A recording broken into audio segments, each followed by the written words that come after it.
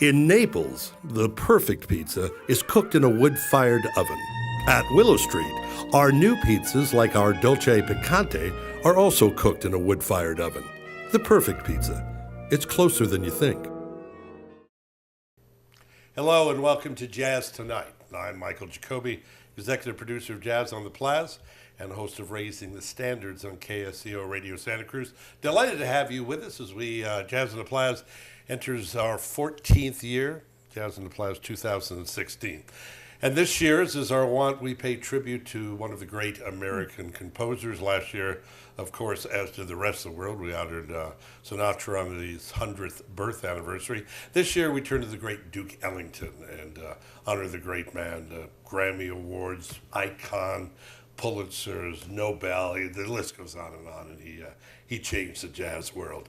And we are so delighted, and as if you've been watching the show for a few years, you know how important the opening night is to me, about setting the stage, quite literally, and setting the theme of showing the kind of quality, the kind of world-class artists that we bring to our town every year. Well, this year is no exception, and while the concert, the opening evening, will be over by the time you see this, it will be worth either remembering what a special night it was or kicking yourself for having missed it. With me in the studio and opening at Jazz on the Plazz, Duchess. Ladies, how are you? Very well. I should say two-thirds of Duchess. Two-thirds of Duchess. Hillary, Melissa, and Amy's a little under the weather, but she's going to be fine tonight. Absolutely. Well, you know, this in a way, though, Lord prepared you for this because you guys, actually all three of you have solo careers as well. Yes. Yeah, absolutely. So tell me a little bit about your background, Melissa. Well, I'm from Toronto in Canada. And Toronto. Yes. I understand there are a few others elsewhere, as is Amy, actually, although we met only once I moved to New York about 10 years ago.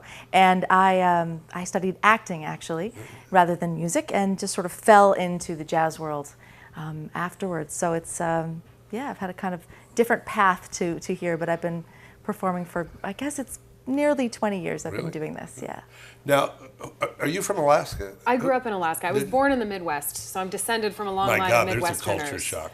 Well, this town's too big. We'll need to go to Alaska. Yeah, exactly. And where in Alaska?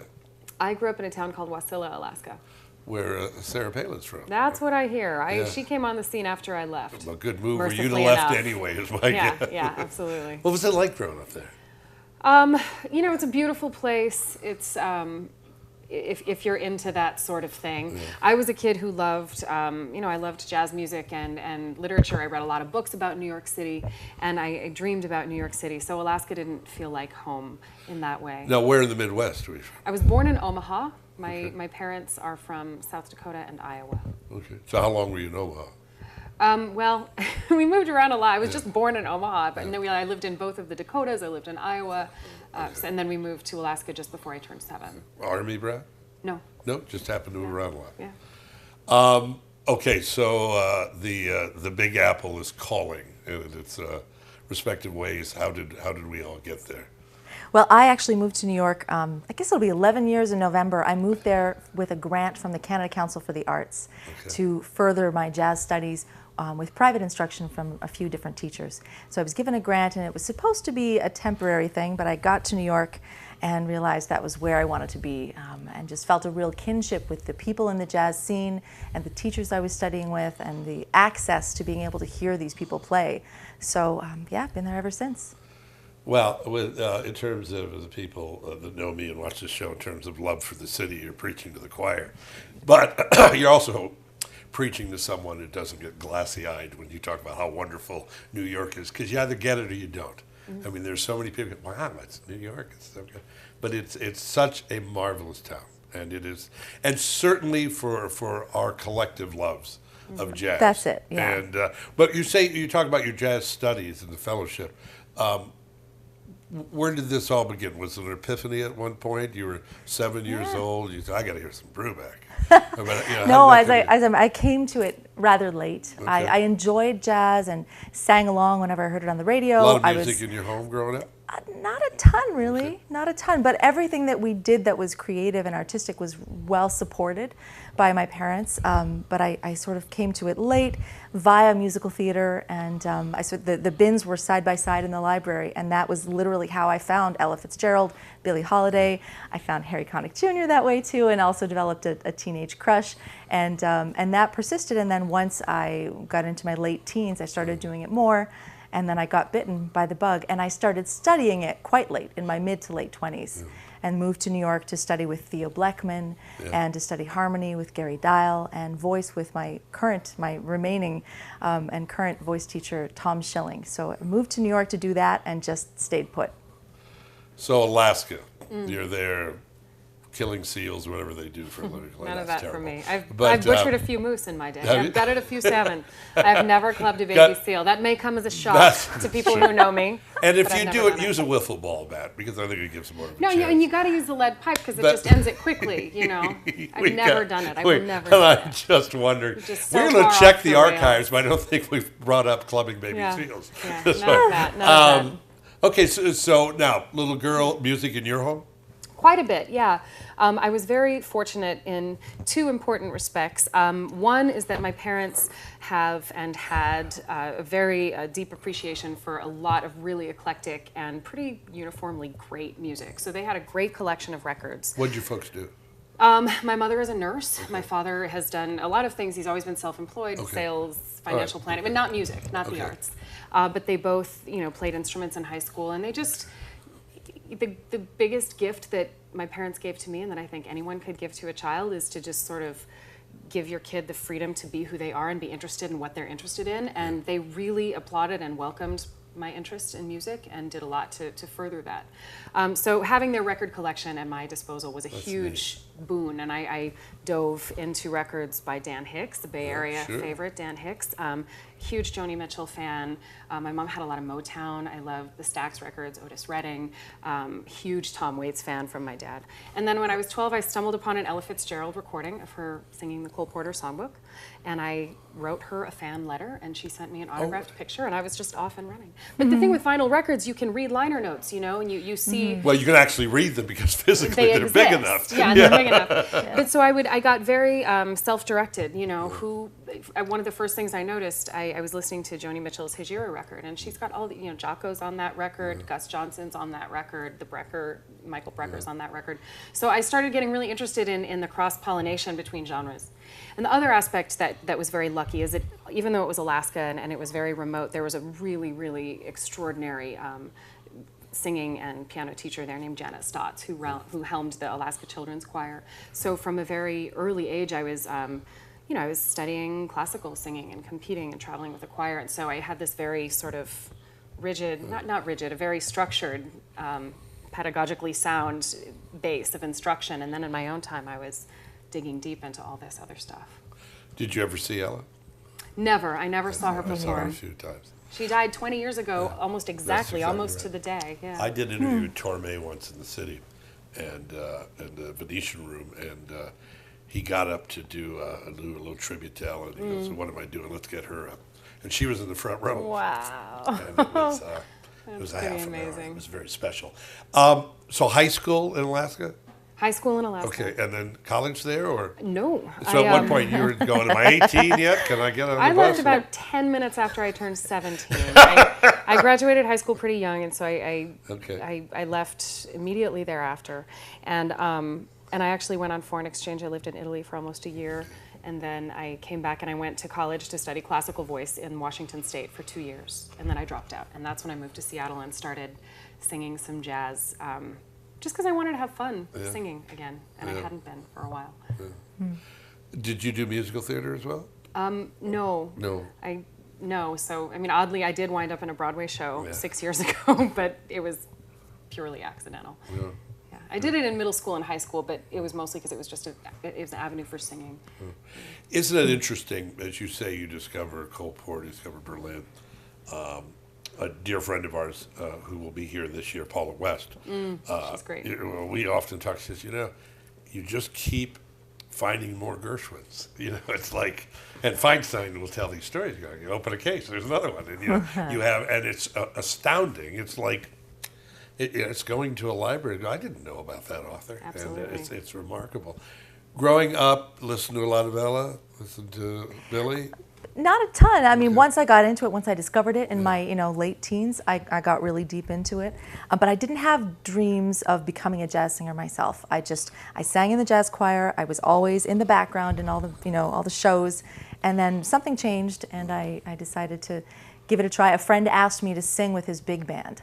And so I was up there, I happened to know the tunes they were playing, which was good because I had no background in jazz. I had a basic knowledge of the sense of the form of the music and enough guts to get up there and improvise and sing. And for a couple of years, I did it without knowing that I wasn't very good at it, which was great. I was given that room to grow on the stage, and a lot of wonderful elder jazz musicians in Toronto, not old, but from of a generation that saw some talent in me, decided to take me under their wing and supported me a lot, and so I owe a lot to them. Toronto being a great jazz city. Oh my God, yeah. I guess when you think of Canada, Toronto's like New York in terms of jazz. Is most of the jazz scene there?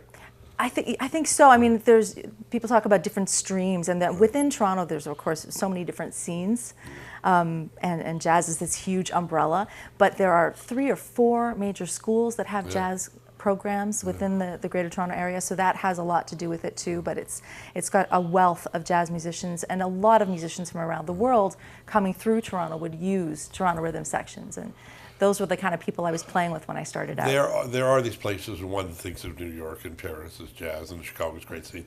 But there are places that sometimes surprise people. Seattle is a great jazz Seattle's town. Right. Yeah. I know you know the Ray Charles story that Quincy tells. Buddy Catlett, when Ray Charles was living in Florida, when he was a young man, he was going to a segregated school. Think about that. It was a segregated blind school. What? Right. I didn't know you were black. So he graduated and he went to a diner with a buddy of his, and he said he put a map out of the United States that was on the placemat, and he says, I want you to take my right hand and put my index finger where we are right now, and then take my left hand and without leaving the continental United States, go as far away from here as possible. And it was Seattle. And that's when he went to Seattle and met Quincy. And it was just such a great story. Yeah. Wow. I understand that impulse. Yeah. We're talking to Duchess, Hillary Gardner, and Melissa Stellano. Was that close? No, it wasn't. You skipped a syllable. Is it not Melissa? No, it's Melissa. What syllable did I skip? The third one, Stylianu. Stylianu. No, you skipped the second one. No, I skipped the fifth one. I don't know. We're gonna edit this out. Anyway, I'm delighted that you guys are here. We're going to take a little break. First of all, I want to thank our new sponsor, Willow Street Wood-Fired Pizza here in Los Gatos. That we're delighted to have them on board. They're doing some really terrific things over there, and you should check them out. New look, new feel, and new menu on its way. Also, I want to remind you, and people ask us this time of year, because we have a lot of big underwriters from El Camino Hospital to Lexus to our friend Linda L. Lester. People say, excuse me, how can, what can we do? And well, one of the things you can do is you can join us for the gala, which is coming up July 26th, Tuesday the 26th with the Manhattan Transfer. That'll be quite an evening. Buy a jazz card. The jazz cards are like $100, and they're worth $700. So it's a no-brainer. I mean, come on, think about it. Yeah, that's right. So pick one up. We're so blessed to have so many people that are buying reserved seats, donating to our raffle, and to help keeping jazz alive. And we thank you for that. Take a quick break and be right back with the folks from Duchess.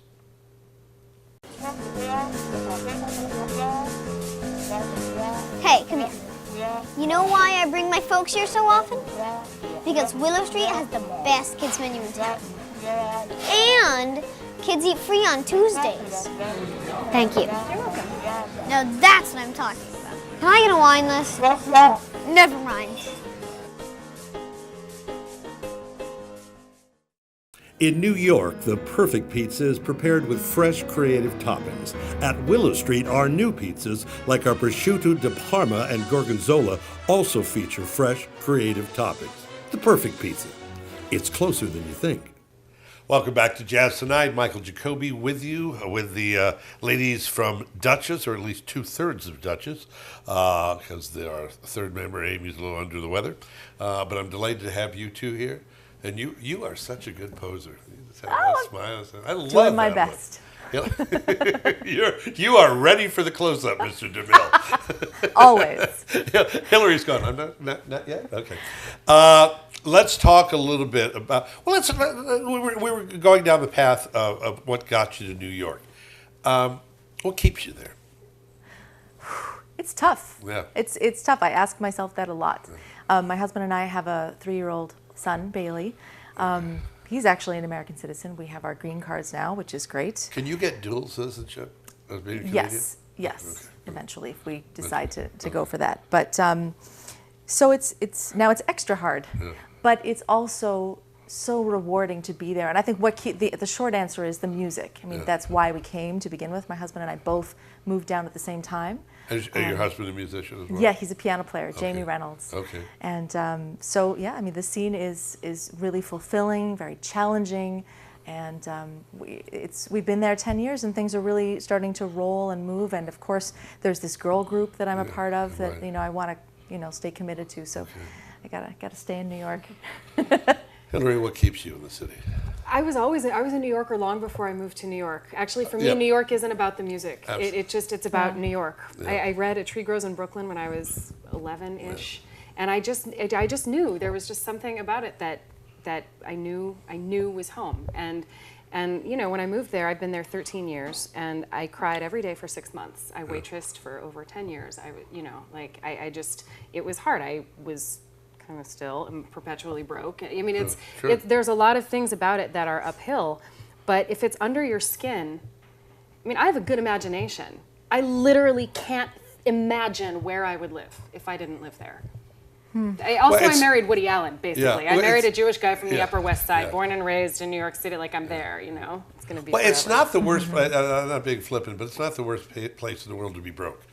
Because it's an amazing place to be broke. For a buck and a quarter or whatever the subway is these days. That would be $2.75 a ride. Well, see, I'm only there in May, and I buy one for the week, so I don't know that. But you can get to the park, and there's just Coney Island. And I've often said there are very, very expensive restaurants in New York. But there's a ton of great little restaurants that aren't expensive. And now with Airbnb, there's a lot of places that aren't that expensive to stay, for that matter, either. Sure. Well, and I mean, some of the best food is, you go into Chinatown or something, or you go out to Jackson Heights and Queens. I mean, New York doesn't give it to you. Yeah. Yes, you have a job. You have a responsibility. Yeah, as well. you're part of it. I think of New York as this living entity unto itself, and we all kind of have a job to do. But if you keep showing up, the city has been so incredibly generous to me. It renders me speechless. I am in love with New York. Well, however, unlike where both of you grew up, and many of us did, the circus only rolled into town in spring. The big show's going on all the time in New York. And is there, and I know there are countless number of jazz clubs, thank you, Jesus, for that. Is there enough business to maintain a career? Well, it's paradoxical. You have to be based in New York. That's okay. So that you can go work and make money outside of New York. Like the biggest career, unless you're on Broadway and that's like your regular thing, most of the big stuff. Very few people, certainly in jazz, are making their living locally. Okay. Right? I mean, you have a couple entities like Jazz at Lincoln Center, for example, where granted they travel constantly. I don't mean to imply that they're working locally all the time. No. But there's, it's a huge established structure with performing opportunities and instruction opportunity, so many things for the people who work. But it's not a huge umbrella, right? I mean, that's not everybody. But you kind of have to be from there so you can go on the road. It's weird. That's interesting. Do you guys do, okay, let's fast forward. and whether this was in fact, and I think musically it was, of Catching Lightning in a Bottle with Duchess, and because I mean, and I'll give folks a little background. Needless to say, I spend between the radio show and going to concerts. I'm always looking for acts that would be great here, and I do some work emceeing at Monterey Jazz with our friend Tim Jackson. Well, he does more than MCs, but and I was down there last year and caught you guys, and was it on the Garden stage? Yes. And was just blown away. And when I say the convergence of it coming together, which I say says redundantly, it's a sound that Duchess has, which is, for lack of a better description, a warm Americana meat and potatoes sound. That generationally, if you're a millennial and you love great harmonies, girl-on-girl harmonies, In which fact. I'm digging it. But also, if you're from a different generation, myself and older, you're remembering the Andrews sisters, you remember the Boswell sisters. And there's a great joy in that music. So how did the three of you, and we'll pause for Amy, but how did it all come together?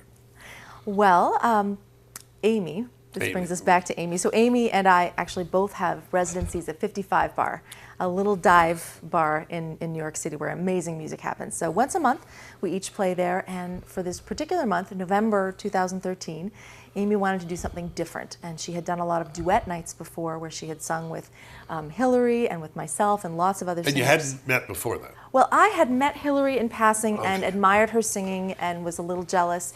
And Likewise, I'm sure. And Amy and I had been friends for quite a while, ever since I moved to New York. She was one of the first people I really connected with. But we had not sung together as a trio until right before this November date, where we decided to do a bunch of stock arrangements, some Andrews Sisters charts, some Boswell Sisters transcriptions, and I wasn't very familiar with the Boswell Sisters before this. So we did that and a couple of literally jazz choir charts, and put this night together thinking it would be a fun thing to do once, and it went so well that we decided we had to keep it going. And I mean, the crowds were coming, the engagement was amazing. So that was the beginning. Did you like each other? You meet and you click, but obviously, but musically, you have to match, I would assume. Yeah. Well, match, I mean, there's a chemistry that happens that is not related to us having the same sound or even thinking or talking about a blend. We're all used to singing with other singers, although this is the longest term kind of harmony thing that I've done, but we've all done work like this in the past, but somehow our three very distinct voices work so well together without us even having to do anything. I mean, I guess that's my question. At some point, when you first started doing this, was there this audio epiphany, if you will? They go, wow, that does sound a little good. bit. I mean, Amy and Melissa had sung together in these duet nights, and I'd been in the audience for that, and I knew that they sounded beautiful together. And I knew you and Amy sounded beautiful together. Amy and I had sung in a vocal jazz quartet 10 years prior, and she and I knew that we had this freaky thing that happened in unisons where sometimes we couldn't tell who was who. But you never, it's like any kind of interpersonal chemistry. You don't really know until it happens. And so there wasn't like a Judy Garland moment where they looked out and said, Hillary, why don't you come up? No, I mean, it really was just born out of Amy wanting to try something different. Her husband, who has become our producer and arranger, suggested bringing us all together. And I think, we were having a great time, but the thing about being a singer, which is unlike any other instrument, is that you can never hear yourself from the outside, right? I mean, a pianist can hear what she's playing regardless of, and the piano sounds like the piano, and the same with the horn. As a singer, you are your instrument, right? So we just knew we were having fun, and it sure felt good to us, but the response was so huge from the audience. I mean, we weren't even advertising this show, and the place was packed, and people were having a great time, and it speaks to what you're talking about, which is, the younger people in the audience, and there generally are younger people in the audience, which is great. They have a good time because there is a big wink in what we do, and I do think there's just a general timelessness. Like, like this guy right here, Duke Ellington himself said, there's only two kinds of music, the good kind and the other kind. And people respond to good music, right? And then, you know, the older audience members, I think, felt a great deal of nostalgia. And I mean, at this point in history, a lot of them say it was my parents who loved this music. Yes, you know? yeah. But my grandparents both, you know, got a huge kick out of what we're doing. We're going to start wrapping up in a minute, but apart from the fun, which Lord knows anybody that's seen you guys are having, is there a check your ego at the door feeling of this is not your solo gig? We're together. This is No, it is my solo gig. Actually, you're the backup I have some singer. bad news for you. I hate to break this to you, but it turns out Not on TV. But you see what I'm saying? I mean, as a solo performer, it's you, and you're out there, and now you're an entity. And is it a vacation? yes. Okay. Yes, in a way. I mean, it's also work, and I mean, we're working towards the goals of the group, and which is so much fun and also relatively easy. So in that way, it's kind of a vacation, but it's a different kind. You know, there are different skills that we're using. We got a couple minutes. Oh. Quickly, I want to give a pitch for you guys. Your first album is wonderful. Thank you. Folks want to get the CD, and you're not parked here with the trunk open. Right. Melissa's address. At her home number. No, but they go to your website? So our CD is eponymous. It's there. The CD is called Duchess. It's on Amazon. It's on iTunes. It's on our record label's website, which is Anzic Records, ANZIC.com. And where else can people get it? Can they go to your website? sure They and can order go on to our your website. Okay. You Click, can click, come click. to our shows, Yeah. and we always have them there. Yeah, and we are at duchesstrio.com. Okay. And there's a new CD you just went to the studio? It's in post-production as we speak. And what's on it? Give me a couple of cuts. It's called Laughing at Life. Right. We're also doing all of these arrangements, by the way, are by Oded Levari, who's our arranger and producer. Swing Brothers Swing, It Don't Mean a Thing If It Ain't Got That Swing. Creole Love Call, which we'll be Which doing. you're going to do that? With special guest Wycliffe Gordon on the CD. Oh, is That it? was just- Wycliffe, I saw him He back wrote us there. that arrangement and Yeah. He was back there at appears on Tribeca. Stars Fell in Alabama with us as well. Yes. It's going to be a fun You, record. You guys are a joy. Thank you. Thank It's you. good to see you, and I'm sorry we've missed Amy, but wish her our best, and we'll see her tonight. And for those of you watching, kicking yourself, going, wow, I should have gone to that show. Anyway, that's Jazz Tonight. Thank you so much for watching, and until we meet again, I'm Jacobi. I'll see you soon. In other words,